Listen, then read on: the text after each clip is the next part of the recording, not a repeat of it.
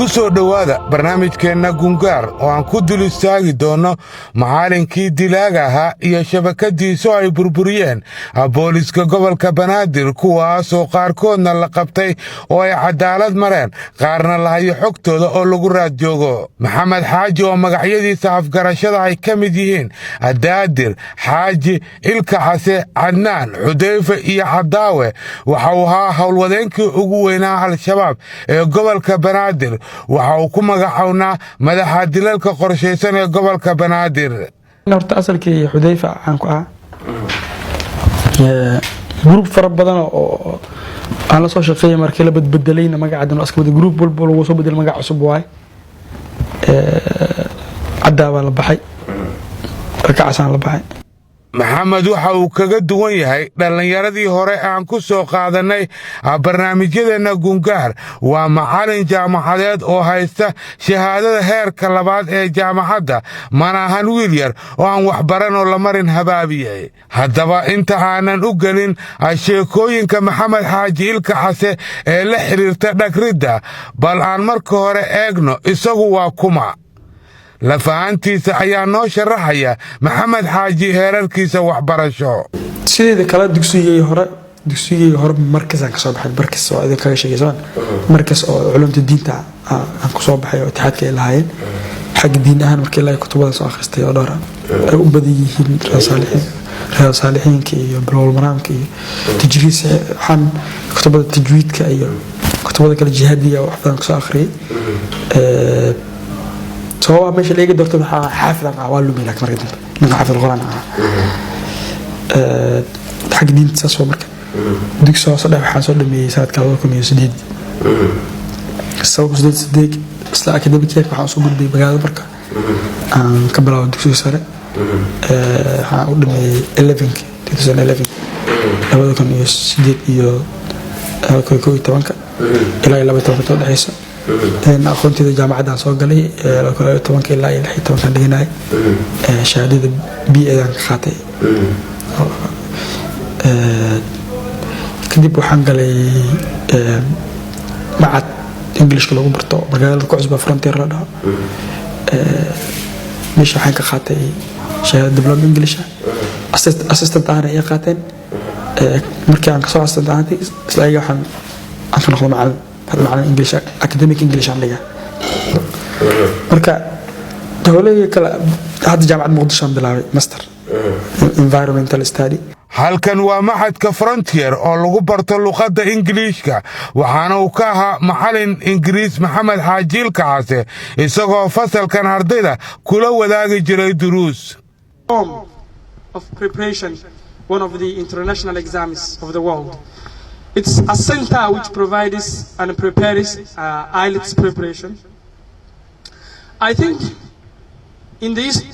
general East Africa we have only few countries that operates and prepares the IELTS and the TOEFL. Frontier became the very first college started preparing the method of macallinka dilaaga noqday maxamed xaaji waxa uu horjoogo ahaa shabakadii ugu halisanayd al-shabaab ee muqdisho ka geysata falal argagixisanimo waxaana sida ku xashaxda booliska gobolka banaadir madax u ahaa qaybta dilalka qorshaysan ee shabakadan maxamed xaaji iyadoo uu ku-xigeen u ahaa sharmaaka cumar axmed oo loo yaqaan ugaaska ama ganay kaasoo ay hayeen xogtiisa iyo sawiradiisa booliska gobolka banaadir ayna ku raad joogaan axmed faarax iidle oo magacyadiisa afgarashada ay yihiin shuuriye madoobe nuunow iyo ramadaan cabdiraxiin mursal oo la baxay saalax waxay ka tirsan yihiin shabakadan dilalka qorshaysan qaybta istikhbaaraadka ama sahanka waxay ahayd shabakad kale oo ka tirsan kooxda ilka case waxaana ku-xigeen u ahaa dhinacaasi saalim siciid oo ay gacanyareyaal u ahaayeen haashin carab faadimo korneylo maryan oo ah xaaska saalim cabdiraxmaan sheeba iyo cabdinaasir axmed oo ah maqanayaal ay boolisku ku raad joogaan maxamed xaaji ilka case waxa uu ka mid yahay dhallinyaro dhowr ah oo al-shabaab ah oo aan horay u soo waraysay kuwaas oo fikirka takfiirinta iyo xagjirka lagu soo baray dugsigiisa qur-aanka taasoo ah halka uu kala jaan qaaday al-shabaab horta fikirkan wuxuu ugu dhashay fikir oo anigoo weyn ah waa ka yaraa macna marka gaar ahaan tusaale ahaan dugsiga hoose dhexe markaan dhiganahay dugsiga quraanka dhexe dugsiga quraanka aan dhiganahay wuxuu ahaa dugsi itixaad ay leeyihiin xiligaas dugsiga aqwaanka hal jir gobolka oo dhan waa looga imaan jiray marka loo markaas ahaan xiligaas suufiya ku badneed magaalka iyo gobolka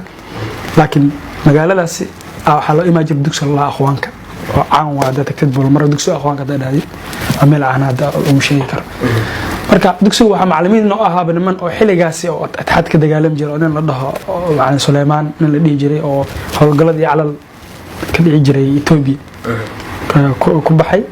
maxamed xaaji ilka xasan waxa uu shaqadiisii ugu horeysay al-shabaabnimo ka soo bilaabay magaalo xeebeedka Marko halkii uu ku soo dhigtay dugsigiisa sare waxaana uu ku doodayaa in dugsiga sare uu soo dhigan jiray ay saameyn ku lahayd kooxda al-shabaab kuna soo booqan jireen horjoogayaal ka tirsan kooxda xiligaas dugsiga waxaa noogu imaan jiray waa xili hore Sheekh Fuad waa nin iska yaraa xiligaas xoogaa da'ahana nin weyn u ogyahay iyo aadan xaashi iyo nin la dhaho maxaa la jiray Cabdullaahi Salaad iyo Abu Zubayr meesha uu waajir kale ma ka jirin xiligaas laakiin ilka xasan waxa uu Marko uga shaqayn jiray hab jaajuusnimo oo isaga koox kale ay ka dhex shaqayn jireen inay macluumaad ka ururiyaan dadka kooxda ka tirsan iyo dadka ku dhex nool deegaanada ay ka taliyaan waxayna ka warbixin jireen wax kasta oo kooxda dhexdeeda khatar ku ah balse markii ay dawladdu la wareegtay magaalada Marko waxay isla iyagii laga dhigay koox qaabilsan qalqalgelinta amniga magaalada Marko dawladdu marka meesha oo soo tashatay markii isoo galeen oo markii kor laga soo wareegtay calash ilaa iyo markii magaalada marka la qabsadayna ragii daaqiliga ahaa ayaa waxa la yiri qaarijiga isku bedelay dawladda imaaday daaqil uu ku soo baxay ninka qaarijiga ana taasoo qaarij ayaga howlgala ilaa dadka ayaa yaqaan oo intaan ku soo koray muqt ki isbedelaayo ki jaasus ah askarti dad cusub dilo keeno yaani dib weyn qani in loo tilmaamo laakiin anaga wada naqaana ma laga shakisan hadana siriya waxa la jiray aan ku bilaabay hawshii ugu horeysay kooxdan wiilka xasan ka mid ahaa ay Marko ka qabtaan waxa ka mid ahayd dilkii wiil dhalinyaro oo lagu magacaabo Asad Xaajow kaasoo ka shaqeynaya Xaajow Bookshop oo ay qoyskoodu lahaayeen wuxuuna sheegay maxamed ilka xasan in dilkaasi uu geystay nin saaxiibkiisa isna uu ka fogaaday in la aqoonsado maadaama ay Asad saaxiibo ahaayeen Asad aan shakhsiyan aqaanu ahaa yani in fiican oo ahaa dawladda u shaqeynayeen waxba muusan ahayn eesh station uu ku joogay footadaas uu iska joogay family ahaana yani waa dad aad loo yaqaan footada iyo sawirada dadkaas xiligaas gobolka dhanba laga yaqaan sawirka dugsiga sare shahaadada xataa isaga yaqaan banaankan joogay oo meeshii isaga station hortiisa munishibi meel la ku tala sarta dheereed oo muxaadarooyin wax lagu qaban jiray anoo xagga taagan aan waxaan arkaa anug oo marka dambe dhiman doono oo boodbooda la dhahay doono amesh taaganay Asad telefoon intuu qabto wuxuu dhahay waraan nimanka wada carreen gabigooda wallahi fulay waay shaabti iyo wixii iyo kan boodbooda wax muusan hubsan ninka ku bilaabay marka anaga soo wada arad meesha ka imaanay ninkii jiifa aragnay ninkan abskoo la xariisana bas ninkan soo wadnay waxa dhacay saan u dhahay ninka u dhahay telefoonkaas ku hadlay telefoonkiisa waa kaasa anoo meesha taagan u dhahay nimanka soo galeen wuxuu gudbinay Asad markaas uu noolaa ana waa arkay ana paralyze uu noolaa yani meed ahaan uu soo tagay laakiin markaas uu noolaa Asad marka dadka ma sukaan yaqaanaan qaarkood si kale saaxiib waa una footada iyo wixii marka ma ku darsamin baan hadhow siisan fariiso galin banaankan ka istaagay maxamed xaaji ilka xasan waxa ka mid ahaa waxyaabaha cajiibka leh ee uu sheegay in markii magaalada Marko ay dawladdu la wareegtay uu la noolaa Jeneraal Ismaaciil oo xaruurtiisa uu saaxiib la ahaa iskuulkana wada dhiganayeen wuxuuna barnaamijka gungaar u sheegay in maalinkiina uu gabaad u ahaa guriga jananka habeenkiina uu isla guriga bambooyin ku tuuri jiray si uu u dilo jananka uu gurigiisa ku noolaa ee uu la tacaamulay sida xaruurtiisa oo kale آخركينا وحاو مركي ومركا كدلي واهي وجنرال إسماعيل أحمد عثمان مكيالي كدلي سيديد يلواتنكي بشي تمنا سندكي لبدي يكون يلحي طبنكا دقمدا وابريا مقالة مقدشو نينو وحال جري إسماعيل جاشان لحاها وعن وايس شنامدا عن كامركا كتا شيخ إسماعيل مركيالو دمقشا نينك لهاوا جنون لكن سياد بروها markii dawladda ay dadkii xagga markii shabaabka ay qabsadeen asal oo shaleemada laga burburiyo laga bursado ahaa meesha intuu imaaday dawladda uu soo hubeeyay dib loo sii jirnay waxa la jiray darajadiisa markuu soo weeraray si kala daan u dhigay marka aniga iyo wiilashiisa saaxiib waa ahayn shaleemada Ismaaciil guriga ku dhiganaa buu deganaa baan weligii magaalada markuu soo galay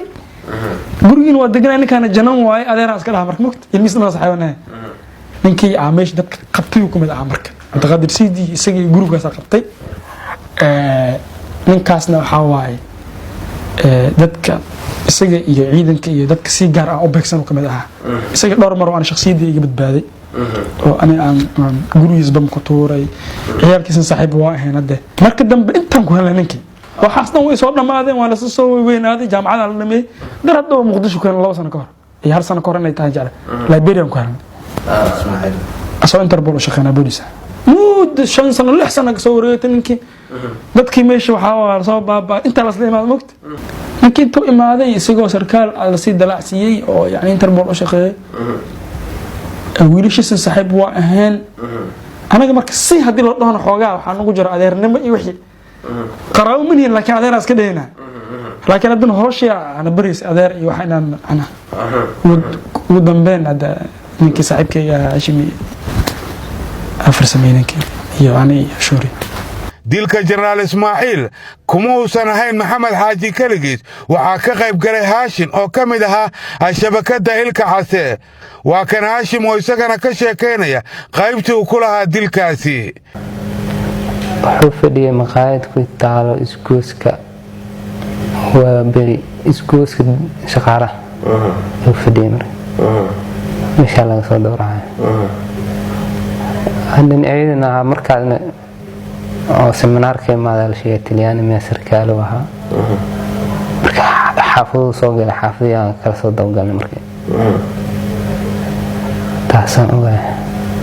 sidoo kale Maxamed waxa uu sheegtay inuu gacantiisa ku dilay Xaaji Baana oo kamid ah waxgaradka magaalada Marko xilli uu masjid ka soo baxayay waxaana isaga dhagar qabayaasha la socday banayseen dilka qof muumin ah oo ka soo baxay masjidka Eebe يعني ninkan isaga ah oo baano Xaaji Baano waa nin orto dhowida dhan loo yaqaan markii isaga laga soo laabtay dabadoonnimadiisa iyo durqnimadiisa aad ka aha de markuu masaajidka uu soo baxay masaajid yar Ar-Rahma Allah oo ku dhaxyaaris Ar-Rahmadan weyn ma aha oo wajar ku dhaxyar koo kale waxa jir durqbada ku dhaxyalo shurufada yar oo durqbada ay ku tugtaan kii uu soo baxay banaankan ku helna marka laakiin waa la soo confirm gareeyay ninkaas ala cunaalay markii dambe waxay kooxda Al-Shabaab u soo bedeleen Maxamed Xaaji inuu ka shaqeeyo magaalada Muqdisho oo uu sheegay in waqtigaasi uu haysan jiray kooxda waxdishan inuu magaciisa ku sheegay Cabdiraxmaan oo ay ku xigeenno ahaayeen Cabdi Majiid iyo Cabdi Muuse kuwaasoo midna la qabtay midna la dilay sanadkii 2012 Maxamed Xaaji markii ugu horeysay uu shaqo bilaabay waxay isku koox noqdeen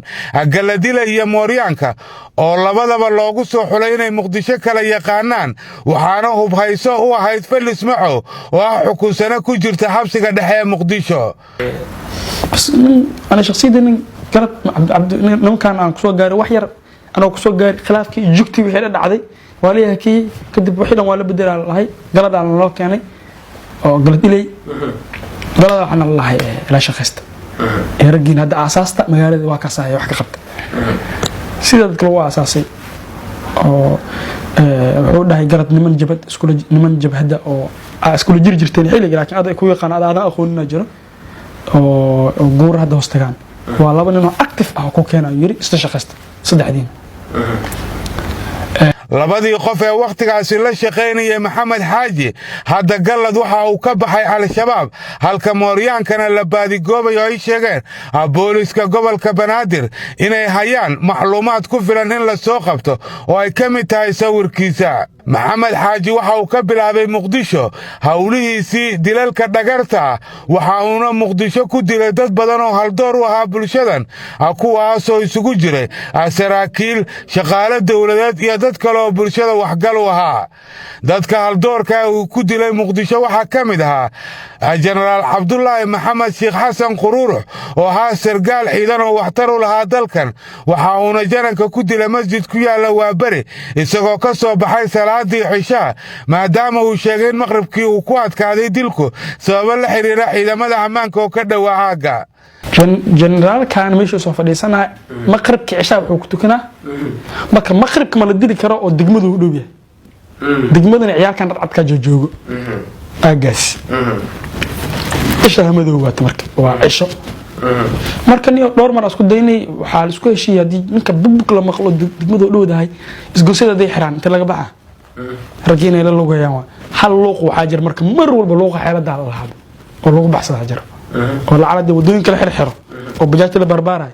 dhalinyarada iyagoo waxooda wataanay meesha lasoo maraa dilka jenaraal quruurux waxa uu ka mid ahaa dhagarihii ugu cuslaa uu sameeyey maxamed xaaji ilka case waxa uuna ka hor dilkaasi diyaarsaday 2 koox oo bamgacmeedyo ku kala tuura xarunta degmada Waabari iyo bar ciidan oo ka dhoweyd meesha si uusan gurmad ugu imaan inta dhagarta dilka ay socoto kuwaas oo markii uu isagu taleefanada ka baaqay tuuray bamgacmeedyada kadibna uu isagu fushaday hawshii u socday oo ahayd dilka jananka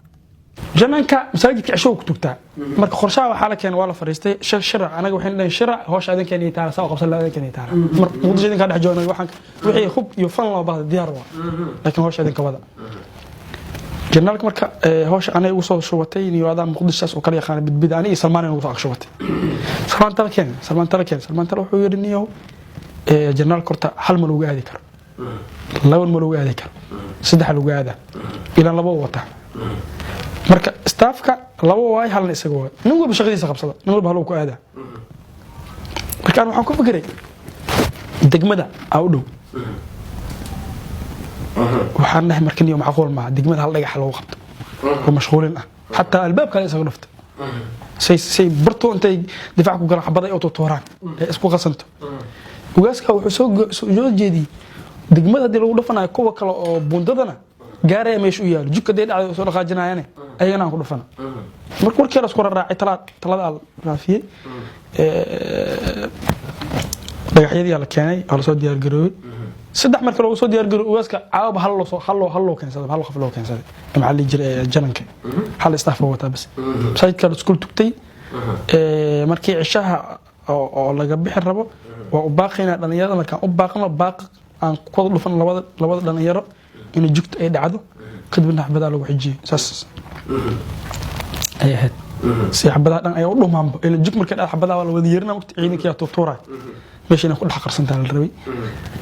kadib sidii jugtii dhacday oo ku qaban ugaaska iskooldan soo siiyay الله naxariistay jenaraal maxamuud xaaji cali oo kamid ahaa saraakiisha ciidamada ayaa kamid ahaa dadkii uu dilay maxamed xaaji waxaana uu ku dilay degmada Boondheere xilli uu jananku hor fadhiyay gurigiisa waxa soo gudbiyay wiil mootola soo gudbiyay oo dhahay in janana meeshan joogo markaan tagay oo aan shaqada soo fiirsanay dhahayniyo soo fiir dhalinyarada xagga gudeen Boondheere meesha ugu xarunta badan waa dawladda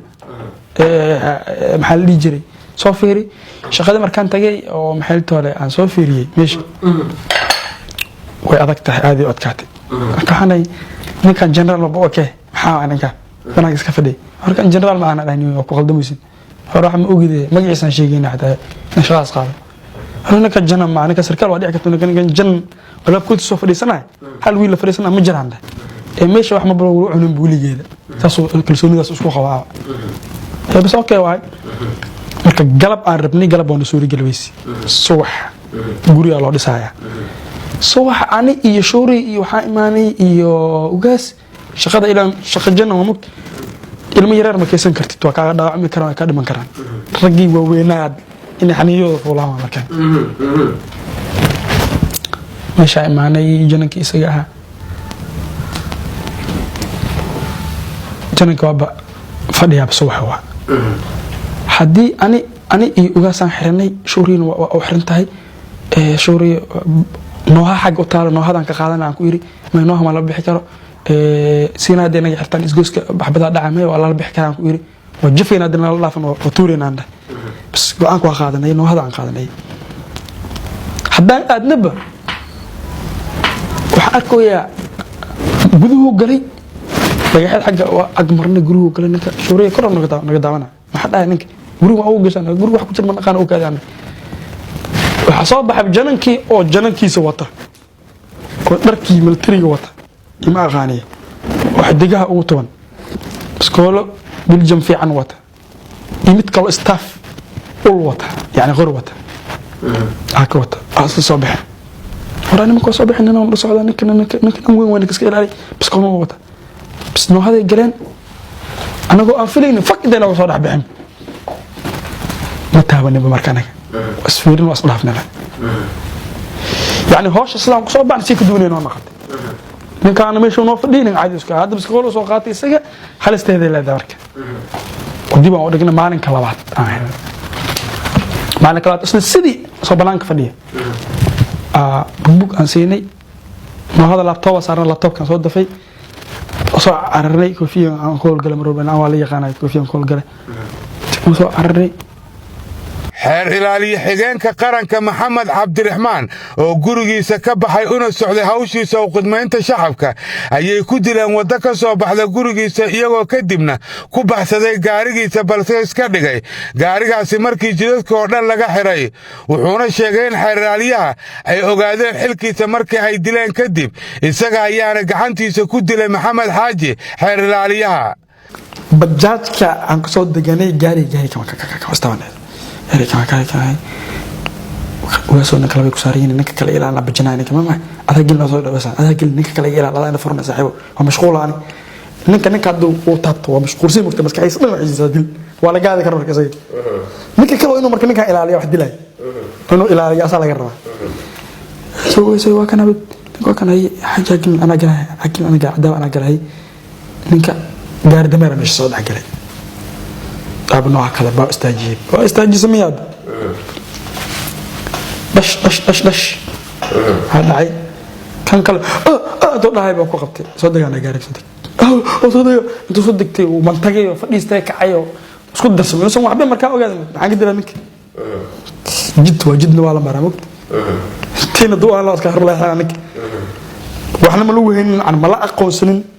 كدب وحمق لنا قدرنا كما قدرنا نك أو ده يور هبلا ننا تلفون قول له نجي سنة أنا قوم بس كمرين دبك ورنك يستجع هنك كلا ولا صارنايا سألوا الله فمرك نك كلا ورنك كلا ما أخوزنا الله جد دي بنك فاهم تونا نك حتى إنه وحاها فلولا أنا أقول لهم ورنك من نفتر كيس سجى دي بنك أقول دونا نك جاري لا صارنا إنه شقده وحكلها يعني حرلالي محكمة ونفتر كشغين أقولني فاكتور لكن لما هو sidoo kale dilka taliyay saldhigga Wardhiigle ayuu wax ku ogaa in kastoo uusan isagu ka mid ahayn kooxda wax dishay wuxuuse ku doodayaa in kooxda wax dishay u dejiyeen xeelad ay ku qiyaameeyaan taliyaha kuna dilaan in ragga meesha uu ninkan ugaas yar kale saalax uu meesha moota ku barbaray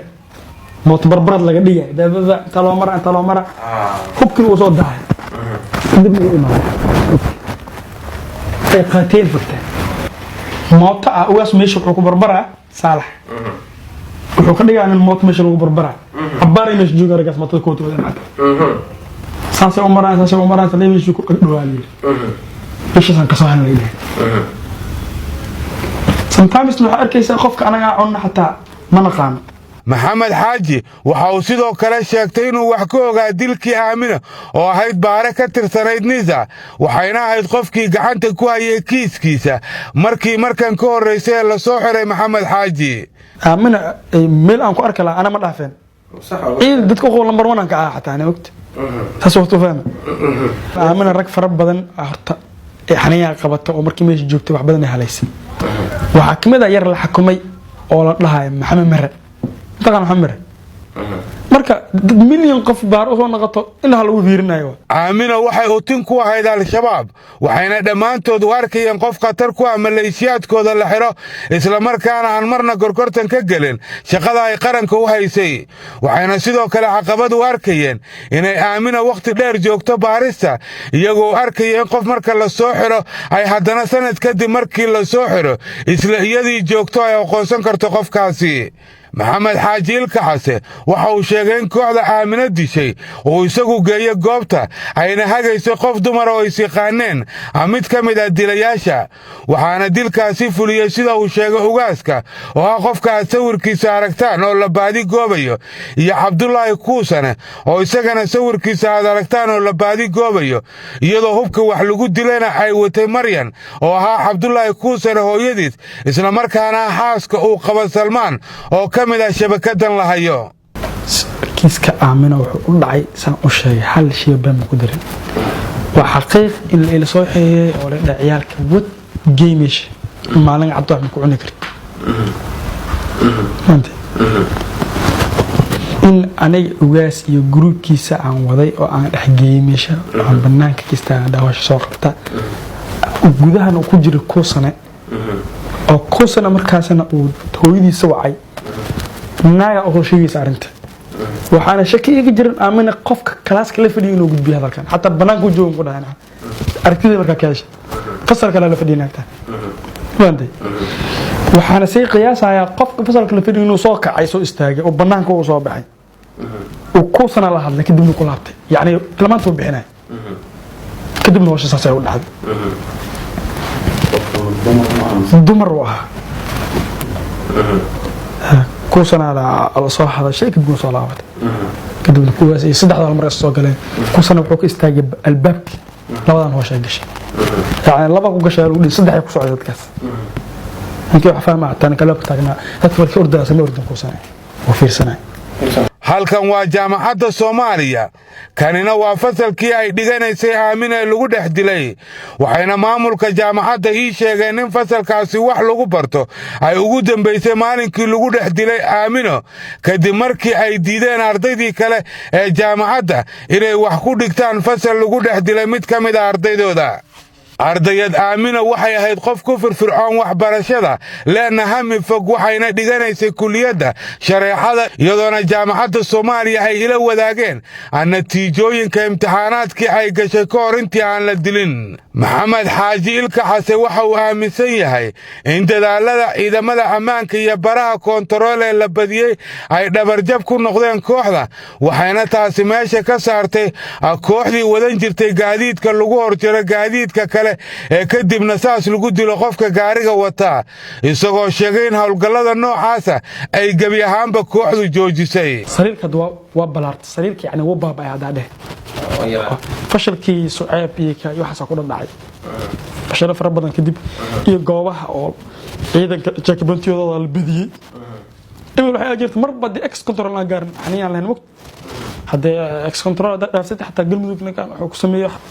masahlan hada مثلا istaraatiijiyadda amni ay dejiyeen saraakiisha qaybta guud ee booliska gobolka Banaadir waxay ku qasabtay al-shabaab inay yaraadaan falalkooda argagixiso waxaana meel kasta la dhigay dhalinyaro booliska u heegana ilaalinta amniga shacabka kuwaasoo ku qasbay maleeshiyada al-shabaab inay isaga firxadaan magaalada Muqdisho dowladda Soomaaliya waxay samaysay wax kastoo ay ku xaqiijinaysaa ammaanka muwaadiniinta waxayna meesha ka saartay falalkii argagixisanimo ee gaadiidka lagu horjeerayo gaadiidka sida al-shabaab laftigooda qirayaan waxayna ka dalbanayaan shacabka inay ka gacan siiyaan ammaanka wasiir ku-xigeenka warfaafinta ee xukuumadda Soomaaliya Aadam Isaaq ayaa sharaxaya guulaha arrimahaas ay ka gaareen ciidamada dowladda Soomaaliya sida aad ogtahay waxa ay sameyn jireen waayadii hore markii ay ficil xun inay geystaan ay ka cararaan laakiin waayadan dambe laamaha ammaanka waxa ay la soo baxeen la falgalkii ugu adkaa cid allaale cidii wax geysatana gacanta lagu qabtaa cid allaale cidii wax isku dayi doontana waxaan u sheegayaa inaysan ka badbaadeynin laamaha ammaanka haddii ay falka ay geystaanna aysan ka baxsan doonin maxamed xaaji ilka xase isagoo macallin jaamacadeeda ayuu ku dhiiraday inuu magaalada wax ku dhex dilo wuxuuna ku doodayaa inayba dadka dhan maqan yihiin oo aysan aqoonsan marka uu wax dilayo waa iska jirtaa mucjiso aan saxood marka wax dilis dadku ku arkayaan meesha wax ku dishay maalin kala daymaad caadi qalbigiila wax markana waa la kala yaacay ma aqaanani isla maalinkii birmaanka meesha imaan shaaq cabeen dadka ka sheekeena mar dilka dadka keliya kuma ekayn maxamed waxaa u sii dheeraa inuu ahaa tababare ku xarbiya dhallinyarada falalka argagixisanimo ee dilalka shacabka ay ka mid yihiin wuxuuna ka dhigtay wax ciyaar ah inuu dadka dilo isagoo soo kaxayn jiray dhallinyaro uu ku biiriya al-shabaab kadibna si toosa u tusi jiray isagoo wax dilaya si ay ugu daydaan isagoona ku oran jiray waan idiin dhigayaa ee dhammaystira taasoo ula jeedo inuu qofka u dhaawacayo iyaguna dhammaystirayaan marka dhahayaan wadan iyo inoo laba wiil cusub la soo wadaa aad u fiican oo ladan ka soo jakimay bal shaqo ma bari kartaan wadaas wiil hada qof darwala oo sameeyo shaqo ma bari kartaan ha aan loo keenaa marka dadka marka dad tabar ahaan dhameystiran laakiin practice ma leh fiyor ahaan way dhameystiran waa la baraa marka shaqada ka markay sanam soo ladan keena anaga wadan shaqada haye waladan baraa okay ana garaada iyo wixii oo ku dhigan in ku dhameystiran meesha ka dhaha furo كنترول كحل حاجة استاجيس هذا واقع سووا هاي بس والله بلا وينك ما أنا كلامات خف كلامك أنا ما أنا استعد مرك أكتب أنا مسكون في الانتي مرك الله مرك الله هذا تم مرك ما يعن كل شغلنا رجس أنا عبد الله من كل شغلنا مين يغنى لك dadka uu tababarka noocaasa siiyey waxaa ka mid ah wiilkan oo lagu magacaabo Shucayb kaasoo hortiisa dilal ku sameeyay marka waxaa imaadinay how in la baxaa la rabaa oo maxaa la dhihi dooro la aado waxaan dhahay ana markii ilaa hadda ana inta lambar leen kala marayna koodhe waxaan dhahay lambar iyo macluumaadaan kala marayna ani ziyaado kale isoo gelinaan dhahay mar hadaan ka baxo inoo dadka ay macnaa horta waxay ku leeyihiin meeshaas aad dheh tahriiba aad dheh inta ka baxaa dheh wax saas amal sheeg laakiin anna waan dareensanahay adina waxaan isleeyahay maxaa la dhihi qof waa warkaaga waa la fahmi doonaa مش سيستم واقع قلدم دونا وارد حقي ساعات مش سكه لها نقطه وحالي لقينا سو بحثوا محل يجري ماشي امادده 10 قاعده كده مهمه انا انا حمر كما بحكره هوين كما بحكر مالنا كما بحكر حمر دحديسه waxaan arag meesha sadeetay maxaa isku sheegaa wadnaan lahayn meesha kama soo qaaday wax kale meesha dhammaan diyaareen shaqada qabashadeeda leemahano qabashadeeda marka waxa marka isku fahanay tababar iyo waxaas iyo in wax lagu soo fahansiyo 10 oo wax fahansiin iyo wax kale uma baahnaan ahaniyo ma fahantay ana waa inaan hadda maanta 10 ay akhrisida wax iga dhaadhicisay ani hadda uma baahnaan marka hadii ay si kale ay jirto ana safar ma soo aadi karo xumaana aysan naga noqonayna مش وحولها مرك كل واسكون نقدان كل رجاس وحاول رج امتحان waa isku laabteen marka waxa la hortaninka waa laga wareysana barnaamijyada ayaga isla wada hadlayaan saan jeclahay anana aan ogeyn laakiin se ugu dambeyn markay soo wada fahmeen waxay soo go'aansadeen waxaan dhijir in ay shay noqoto gartaas ay macnaha macquul ay noqoto uu soo celiyay wuxuu dhahay maxaa la dhijir inay shaqada iyo qaabkeeda iyo nooc loo qabanayo iyo wax dhan waa lagu fahansiyaa سيل إفانسينا نكا سامعنا محل ليجري صاحبك راعيسا سو مراتك أهانة تفهمي عربية koox la socota oo hogaaminaya maxamed xaajiil kaxase waxay isku dayeen inay dilaan hooyo ilmo ku korsanaysay ka ganacsiga jaadka agaarka siliga Ameerikaanka halkaas oo ay markii ay kor tageen hooyadaasi ay dhamaantood u dhixi waayeen basooladii ay wateen waa kuwan kooxdii basooladu u dhixi waayeen oo mid noogu sharaxaya wixii maalinkaas ku dhaxay intaan aqaano horta waxayna hayeen ilkaas Arab Ahmed iyo aniga Yaxya laakiin way Ismaaciil saxda markii oo islaantan inta la aadan ka hor Ahmed ayaan isku xiray ilkaas wuxuu dhahay waxa la shaqeynaysaa ninkan kula shaqeynayo wuxuu dhahay meeshaas naagtaas oo irgada wax soo dooratay iyo waa liisha nolol sharaxay irgada soo dooratay islaantaas ayaan ina adinarna way hayade Ahmed ayaa kula jiro dhahay Ahmed iyo aniga waa soo aadni marka hore ilkaas ayaa ibar islaanta jaada yagada irgada soo dooratay ii sheeg Ahmed isna wuu bar laakiin aniga markii dibeysa Ahmed ayaa israacin waa soo waaneenay waa iimaanayeen marna way maqnid ida maqnid oo la way baaqati marna marka aadna oo ida inta markii la hela kadib waa la waanay maalinka dibeysiin ugu dambeysii waa la helay habeenay ahayd maqrab markii la soo dukay kadib meeshii marka tagnay oo irtijaadki kadibna meeshii ayaan howlgalkii in la furiyaal rabi howlgalkii istuudooyinkii iyo wixii ka tibin markii ka tibeen kadib anaga waa kasoo tagnay waa kasoo cararnay meeshii xoogaa yar buuq yar ka meesha waa kasoo kala cararnay kadibna anagoo cararayna ayaa ciidamada dowladda dhexda u galnay horta muddo waan ka soo qaaday waxaan keenay cabirka siliga tala gaarin bacaad ahayd meesha ku deji iga digeen adig 10 daqiiqo ma soo wareegan asoo qaylahay soo baxay ilkaasa miyo waa baasha ka halaaday inuu ka gaaro meesha ka tageen dad ha qaadan koorsa daasho shaqo qaadan haybayaan ay mana diidi kartid waa soo qaaday asoo kontaroolkan ku soo dhacay marka kontaroolka oo askarta mastaaxo ku soo dhacay niyo aan horta systemka qabasho ahaan marka aan ku sheego oo haddii meel kasta la isla aado mise meel kasta la soo maro horta wax aan karsamaynin waxay ahayd anagoo shaqadaas naga soo baaqatay kidibkaas u imaaday ay tahay meeshan cakaara taqaane ay tahay ya meesha lagu qaban doonana in kulley ay tahay madiina salkeeda ay tahay oo san wixii oo qabashadeena iyo intaasna aysan u dhaxaynin wax aan 10 daqiiqo dhameen hataa haddii aan fiirino 3 daqiiqo camal ah soo cararayna oo orod fiican ah marka meesha imaana bajaajka 7 daqiiqana ma aanan saarnayn si aan hadda aan qiyaasay marka been banaanka laga tago ujeedaa marka umuum isku dar intaas ay baash hooyada ay rabeen inay dilaan kooxdan oo lagu magacaabo Baarliin ayaa isaga xarartay dalka iyadoo ka tagtay carruurtii ay u xamaalanaysay kadib markii ay u baqday nafteeda waxayna iyadoo joogto Turkiga la wadaagtay barnaamijka Gungaar muuqaal kooban oo uga hadlayso wixii ku dhacay maalinkaasi iyo hadda sida xaalkeedu yahay goor saacada ay tahay halka saac oo habeenimo ayaa ragay imaadan hubaysan alxamdulilah rabbil caalamiin waan ka noolahay halka madaxaabay xabadiga qabteen bistoolada dib baan iga sheegi doonaa makaaruf halkaas iga qabteen xabadii makaarufka bistooladii makaarufkeedu way dhici weysay wuu ila soo wareegay intuu iga qabtay xukunka ilaahay way dhici weysay bacdeen kii labaad markuu ninkii koobaad 2 xabadood ugu qabtay ninkii labaad uu soo wareegay kii kala imaaday oo labaad halka uu iga qabtay kilida ah bistooladaas waxa la yaateetay xabadii way dhici weysay qadarta rabbi uu ila soo wareegay halka laabta uu iga qabtay weysay sayaniga ay waan maxay shay ragina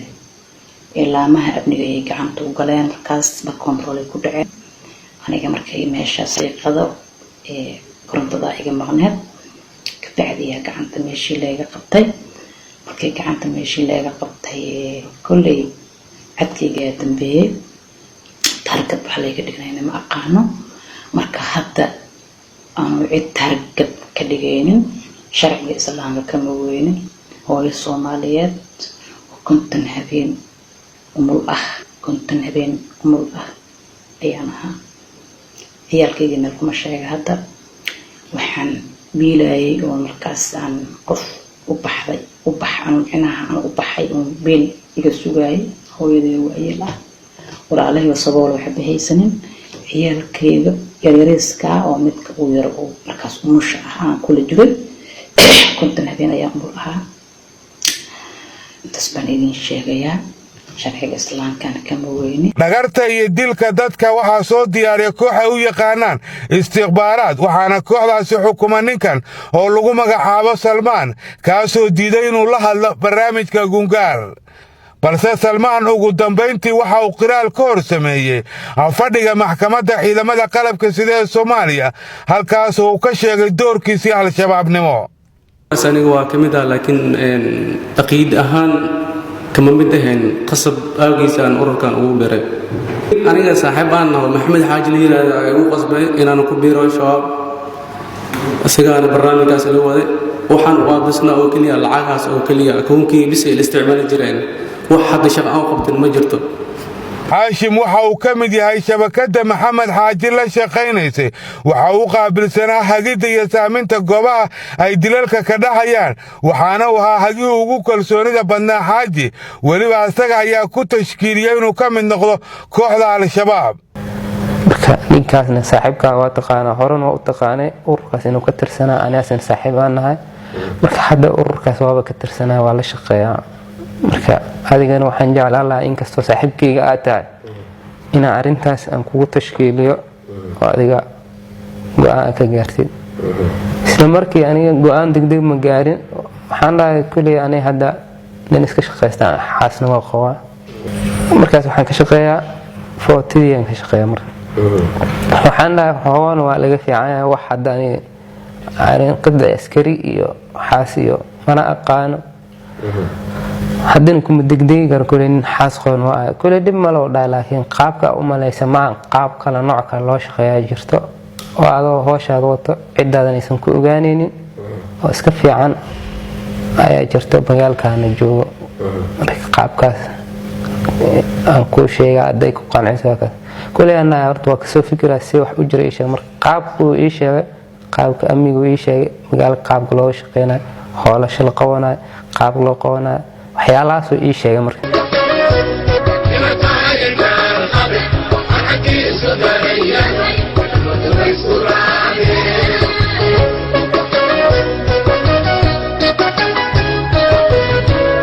faadumo oo magaceeda afgarashada yahay korneylad faadumo ama cosaba waxay u qaabilsanayd shabakadan inay u soo shirqoosho dadka ay rabaan inay dilaan waxayna ballamin jirtay nimanka si kor looga arko iyadoona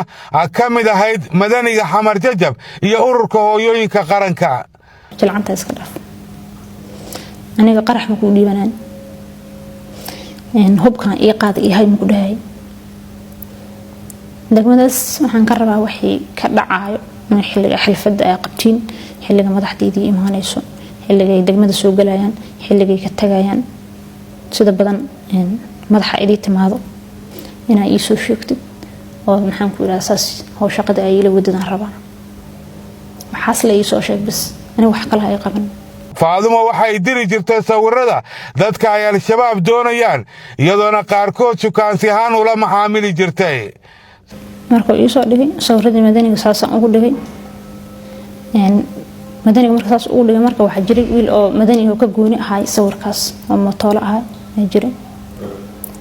asna waa u dhigay asiga mootadiisaan u dhigay taargadiisaan u dhigay kaas mayna arkin weli ma arkin waa la joogay ayadoo marka sidii laisku moogyahay haddana waxuu ii soo diray wiilkan oo taliya qaybka ahaa faadumo waxa ay cashirqool u diyaarisay nin iyada ay kala tageen kaasoo ay u sheegtay inay uuru leedahay taasoo aan waxba ka jirin kadibna markii ay ballamisay waxay kor ka tusay koox ka tirsan al-shabaab si ay u aqoonsadaan marka ay dilayaan soo wacay isaga wuxuu dhahay haddaad uur leedahay inay buluhu saxyiin in kale isbitaal ku geynaa ani marka hadalkaas waan ka xanaaqay waxaan dhahay inay buluhu saxyiin in kale isbitaal ku geynaa iflagaadan arkaan dhahay marka wuxuu yiri ima maalo ima wiri xeer ma ku imaanayni waa ka xanaaqay maalinkaas xeer ku imaanayni marka binku soo wacay wuxuu dhahay walaalay waa kugu la kaftamahay hadalkaas iska dhaaf iyo wixii oo dambiyoon galnay waxaan ku yiraahdaa iska kiyafi xaaladan inay meesheeda ka sii socoto rajaynayna oo reerka aan ka doono oo maxaan ku raxmatadan ku geystan aan ka tirtiro marka imo sawiradiisa markaas waa la soo diray taleefankii ku jiray markuu isoo wacay amiirka u sheegay xaaladdaas ay jirto wiilkaas maanta aad rabaan socdaa xafadiis socdaan hay waa arkayna warjeero qarab ku ballan waa arkayna isoo doonan lahay oo isoo doonay ayagana sidii ay kor u arkeen xaafadda aan soo sheekaysan waxaan dhawraal warkii hore la wadahay kala day waa ka soo laabtay gurigan u soo laabtay nimankaana way arkeen waxyaabaha cajiibka aan ku ogaaday faadumo waxaa ka mid ahayd inay aaminsan tahay khuraafaad iyadoona sidatay warqadan oo ay ku sheegtay inay ka xijaabayso dowladda inay ogaato howlaha ay waddo taasoo sida muuqata ah sixir iyo wax la halmaala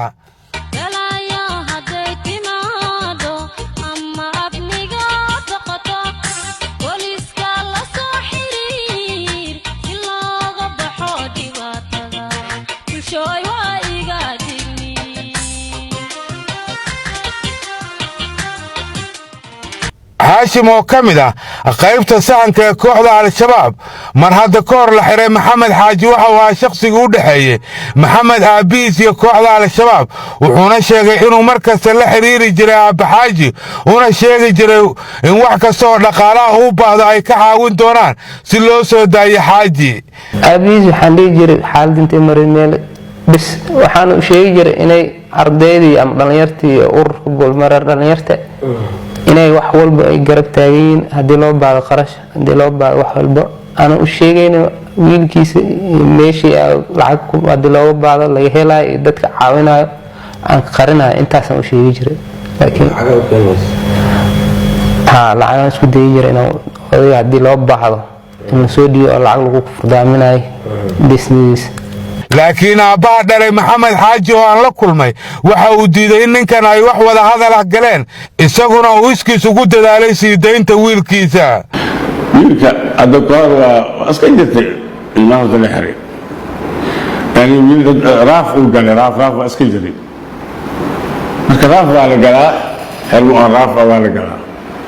sida caadiga ah raafta waxaa jira uu gal la yidhaahdo inuu soo qabto iyo wax oo macnaha dhacdo fal of sameeyey ama oo dad sameeyey mutumay oo wagaal la geyn la duubaayo iyo waxaa jiro